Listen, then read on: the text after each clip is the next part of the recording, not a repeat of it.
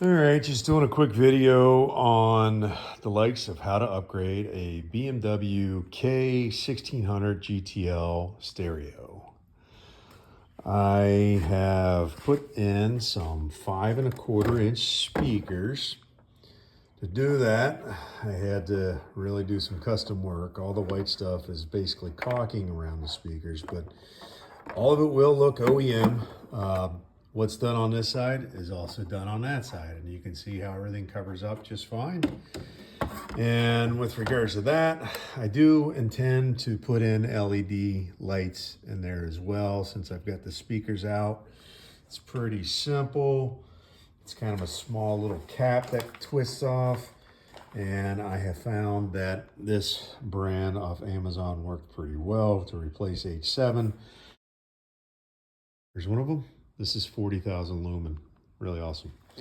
My speakers, by the way, are Polk. They are the likes of weatherproof, you know.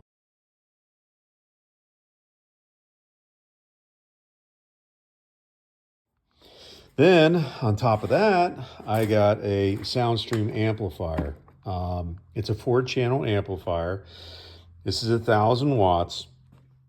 This is the amplifier that I installed. It has built-in Bluetooth. That Bluetooth, however, does not integrate with the OEM toggle switch on my handlebar.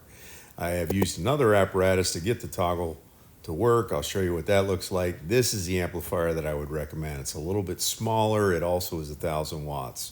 This is the toggle switch that you can plug into your USB cord, and it's going to allow your phone to integrate just fine with regards to your music and your playlists and such. So at this point, I'm showing you how to mount the amplifier. I melted this area a little bit with a heat gun, just kind of suppressed it so I could fit that amplifier in underneath the head unit and underneath that bar a little bit. I'm showing the head unit and the outputs. Normally those would run your speakers. Of course, I found them, identified them, separated them, and used them for my input for my 4 channels, my front and my back. Then on this side, of course, there are the speakers, the 4 channels coming out, meaning 4 speakers. So I went ahead and hooked all that up with regards to the rear speakers. One last note. I did add this ground. It was an extra ground. I figured you can never have enough ground, so that's that. With regards to the trail pack, or tour pack I should say, I had to drill into this thing, and to do it I took it off and took the whole thing apart. Kind of arduous, but well worth it. By taking the whole thing apart, you could really see what was inside, what you were drilling into, the outer shell. I used a hole saw. It was, I believe, a 3-inch hole saw to insert these Polk 4-inch speakers.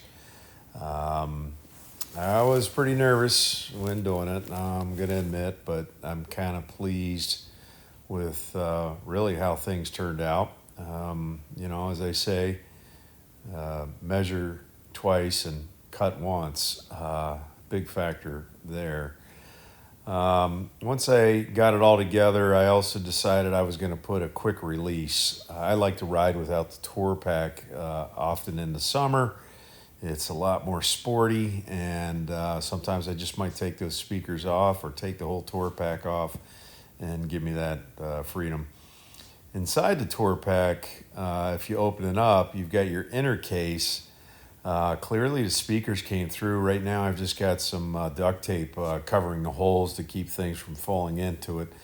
But ultimately I'll make some custom caps, maybe out of PVC, to cover those holes to keep things out.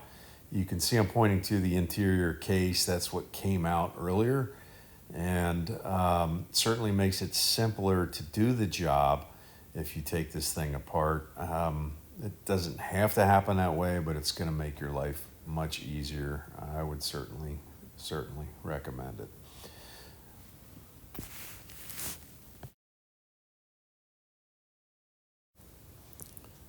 On another note, I put a car tire on. I put the Toyo Extenza 195/60 R17.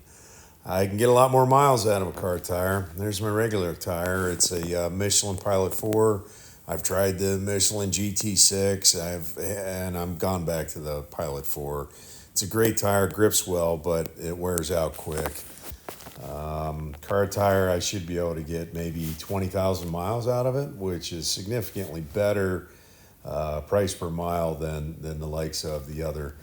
I have also determined, at least on my Goldwing, that I get 20 to 25,000 miles out of a car tire.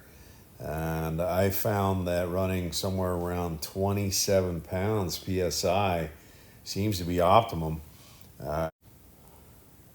Another note on the car tire, if you go too large, you're going to have an issue. I found the 190 55 R17 was the proper fit. I did try a 205 on it, and it was too big. Actually, I was running up against the likes of the swing arm, or I should say the drive shaft, or whatever we want to call it. And so I had to go back to the drawing board and go with a 190. Ran, like I said earlier this weekend, maybe 100 miles, and boy, that thing was just ripping, no problem. Was able to take all the twisties just fine at 27 PSI. I have tried the car tire, by the way, on the Harley, and really the Harley didn't like it. It worked okay, but it wasn't so great. But the Goldwing and the Beamer, no problem.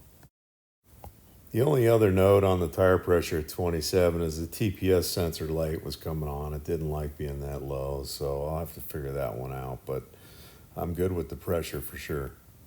Just Little let me LaGrange, know. easy.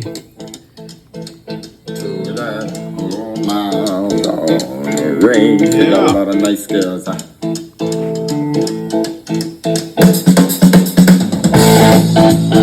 That might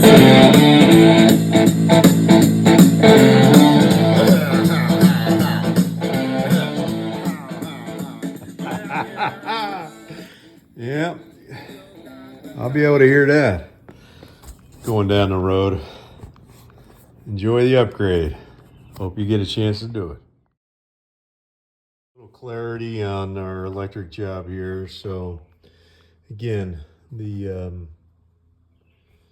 amplifier's tucked up underneath there. Kind of went haywire on the zip ties. Here's my heated seat cord. So, and then here's the quick disconnect for the rear speakers. You know, just kind of rung it around, and it's imperative that we kind of stay out of the way of this bar. I mean, you know, the way the seat comes down, there's not a whole lot of room. So I really try to tuck things back as best I can towards the head unit. And we ought to be good to go. And of course, my power cords. You really can't run anything underneath here because, you know, the amplifier's there. But either way, you'll figure it out once you, where there's a will, there's a way.